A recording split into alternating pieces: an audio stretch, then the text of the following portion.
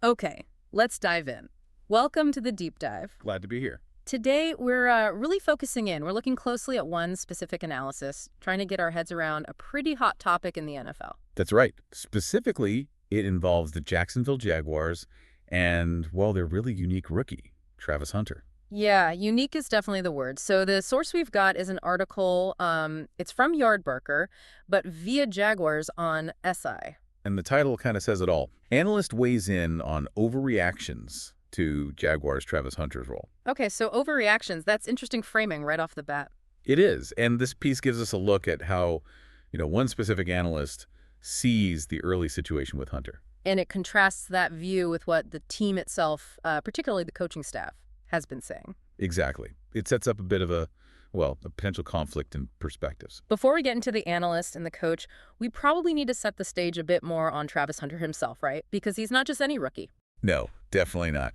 This is the Travis Hunter. I mean, famous for playing both offense and defense in college, and at a really, really high level. Doing that is already incredible, but then he goes and wins the Heisman Trophy in 2024. Yeah, while playing both ways. Yeah. It's almost unheard of. Seriously. College football, it has specialists, sure, but being that good, winning the top award, doing it on both sides, It's exceptional.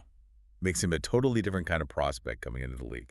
and now he brings that two-way dream, you could say, to the NFL. And the article points this out, clearly playing both wide receiver and cornerback like he does at the pro level. It just doesn't happen, like ever. Right. It's widely seen as basically impossible. The speed, the schemes are so complex, the physical punishment. That's just a different world, the NFL. It really is. It's like the ultimate clash between specialization, which the NFL demands, and this kind of extreme versatility. You need peak performance, deep knowledge of one spot, usually. Trying to split that. The focus, the workload. Yeah, historically, it's been a non-starter for guys playing significant snaps on both sides. Okay, so that sets the scene.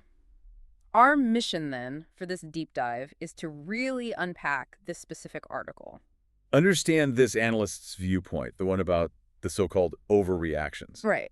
And then look at what the Jaguars, Coach Cohen specifically, are saying is the actual plan. And try to figure out what this whole debate means, for Hunter, for the Jags going forward. Exactly. And this is tailored for you, the listener, so you can cut through all the noise and get a clear picture based just on what's presented here in this analysis. And it is interesting how opinions form so fast, isn't it? Oh. We're talking like mini camps, very early days. Yeah, and already this analyst is calling certain takes overreactions. So let's get into that specific take.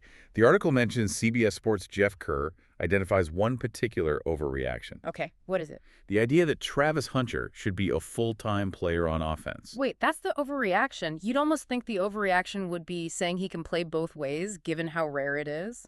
Well, yeah, that's the twist. The analyst here, the one Kerr is citing, is actually arguing against playing defense and making a case for why focusing him just on offense might be the smarter play. Ah, okay. So the overreaction isn't just excitement about two-way play, it's specifically the idea of him only playing offense that this analyst maybe sees as premature. Or is the analyst arguing for offense only? Let's clarify that. Good clarification. Yeah. The analyst presented in the article is arguing for Hunter being a full-time offensive player. The overreaction label seems to apply more broadly to the general discourse, perhaps suggesting people are getting carried away, but this analyst's solution is offense only. Got it. So the analyst says, hold on, maybe the best path here is just make him a receiver. Okay, let's dig into that argument then. Why does this analyst think full-time WR is the way to go? The article lays out a few key reasons. First, just his raw skills as a receiver. Right. The analyst notes he excels at route running and ball tracking. Core skills you need. Foundational stuff for an NFL receiver. And they connect that to the Jaguars' specific situation too, don't they? They do. They point out that Jacksonville also drafted Brian Thomas Jr., another receiver, pretty high. Yeah. So the thinking is, with Thomas Jr. likely drawing the opponent's best cornerback. Hunter would often get matched up against the number 2 corner. Exactly. That's a big strategic point the analyst makes. Yeah, that could be a significant advantage if Thomas Jr. demands that top coverage guy because of his own talent. Then Hunter, with his skills, facing the second-best defender. The analyst argues that gives him the potential to put up big numbers every week. Right. It's about creating favorable matchups, maximizing his chances if he's just focused on offense. Precisely. Winning consistently against CB2s, that's a formula for real production. Maybe easier yards, more consistent targets than if he's splitting time or facing top corners. Makes sense. Easier path to maybe racking up stats, getting those explosive plays. That seems to be the core of the on-field argument presented. But the analyst doesn't stop there, right? They bring up his draft position. Number 2 overall pick. That's a huge deal. Huge investment. And the analyst ties that in. They believe, according to the article, that having Hunter concentrate on one position and excelling would justify his status as the number 2 pick regardless. Okay, so the thinking is prove your worth, justify that massive pick by becoming truly elite at one thing, the traditional path. Yeah, it's the established way. You draft a guy that high, you expect dominance, and mastering one position is how that usually happens in this league. It's maybe the safer bet to ensure you get maximum return on that draft capital. You can see it that way. A more proven route, ensuring he hits his ceiling at a single important position. And there was one more piece to the analyst's argument, tying it back to the quarterback. Right, Trevor Lawrence. The analyst is quoted saying Jacksonville still would be better putting him at wide receiver full-time, as Trevor Lawrence excelling should be first and foremost. Okay, so prioritize the QB. Give Lawrence another dedicated top-tier weapon, boost the whole offense that way. That's the classic offensive philosophy, isn't it? Elevate the quarterback, elevate the team, and another great receiver is a direct way to do that. So let's recap this analyst's view as laid out in the article. They're basically saying, hey, maybe pump the brakes on the two-way hype.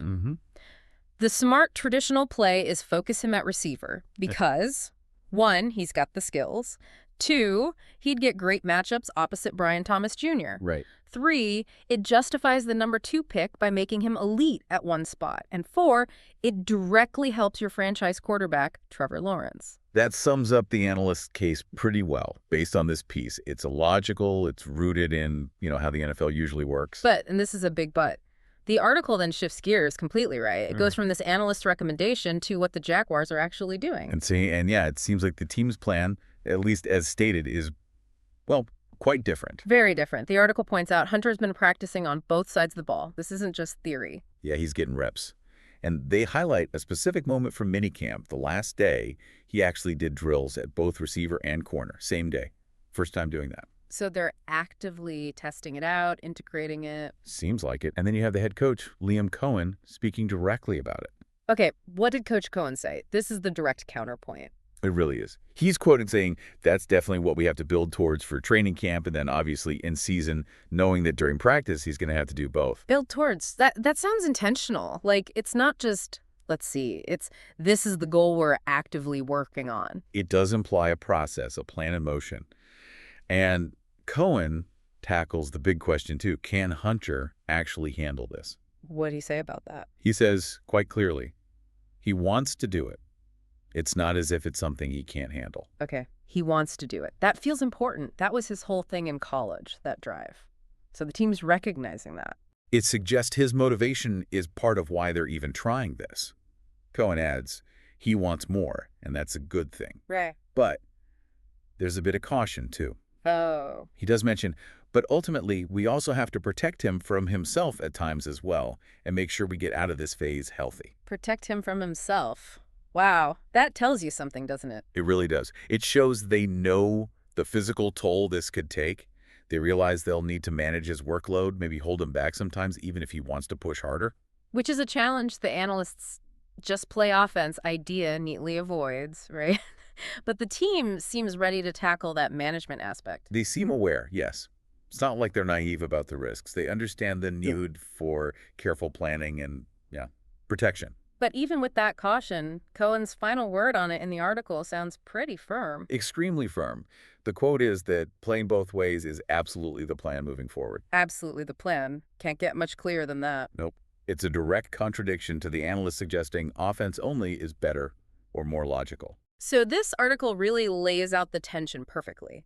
You've got the analyst making a case based on traditional NFL strategy, maximize value at one spot, focus on offense, matchups, draft value, QB support. A very logical, risk-averse, optimization-focused view. And then you have the team, through the coach, saying, nope, the absolute plan is to build towards two-way play, driven by the player himself, his unique ability, but acknowledging they need to manage it carefully. Yeah, it highlights these two really different ways of thinking about how you use a talent like Hunter in the NFL. The conventional wisdom versus, well, challenging the convention. Exactly. The analyst represents that conventional wisdom. The league's too tough, too specialized. Focus him where he can be elite and help the offense most directly. It's pragmatic. And the team's plan, as Cohen describes it, it feels like they're saying, okay, this guy might be different. His desire is different. Maybe his ability is different. So let's not just dismiss it. Let's try and build a structure around him to make it work, even though we know it's hard. Yeah, acknowledging the challenges, build towards, protect him, but still aiming for that unconventional goal. So this deep dive, it's not just about where one guy lines up, is it? It touches on something bigger. Like, how much do you try to fit amazing players into existing boxes versus maybe, just maybe, changing the box? Can one player really push the boundaries of what's thought possible in a league built on hyper-specialization? And what are the real costs and benefits if you try? It makes you weigh those arguments presented here. Yep. Is the analyst right? Is the more predictable, high-level production from a full-time WR facing easier coverage the smarter play? Or is the potential game-changing impact of a truly effective two-way player, someone who can make plays on both sides, worth the risk and the extra effort, the logistical nightmare it might be? How much do you stick with what you know works versus exploring something potentially revolutionary but much harder? Right. And just based on the points in this analysis, the analyst pushing for WR focus, for those clear strategic reasons, the coach stating this absolute plan for two-way play based on Hunter's drive and ability, you've got two really compelling but opposing paths laid out. It definitely leaves you thinking, what is the best path for the Jaguars and for Travis Hunter? And looking beyond just them, as his rookie year goes on, if this absolute plan actually works, even partially, does that start to change how other teams think about specialization? Or will the sheer difficulty, the things the analyst implicitly warns about and the coach explicitly acknowledges needing to manage, eventually force them down that more traditional path? It's a fascinating storyline to watch unfold. Does he bend the league, or does the league bend him back towards convention? That really is the million-dollar question here. Something for all of us to keep an eye on this season. For sure. Okay, that wraps up our deep dive for today.